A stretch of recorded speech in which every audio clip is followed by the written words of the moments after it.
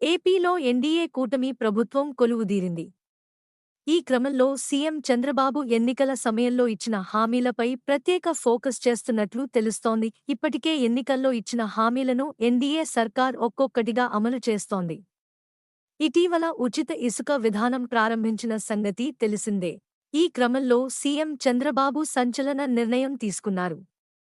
ఉచిత ఇసుక విధానంలో మంత్రులు, ఎమ్మెల్యేలు జోక్యం చేసుకోవద్దని సీఎం చంద్రబాబు తెలిపారు. అక్టోబర్ తర్వాత ఇసుక రీచ్లన్నీ అందుబాటులోకి వస్తాయన్నారు. అంతేకాదు బోట్ సొసైటీలకు కూడా అనుమతి ఇస్తున్నామని తెలిపారు. వచ్చే 3 నెలల్లో 1 కోటి టన్నుల ఇసుక అవసరమవుతుందని, ప్రస్తుతం డంప్ యార్డుల్లో 43 లక్షల టన్నుల ఇసుక ఉందని పేర్కొన్నారు. కొత్త మంత్రులు తమ శాఖలపై ఎప్పటికప్పుడు అవగాహన పెంచుకోవాలని, లోటు బడ్జెట్ ఉందని గ్రహించి పని చేయాలని సూచించారు.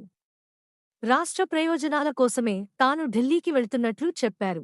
మన ఛానల్కి సబ్స్క్రైబ్ చేసుకోండి, లైక్ చేయండి మరియు కామెంట్ చేయండి.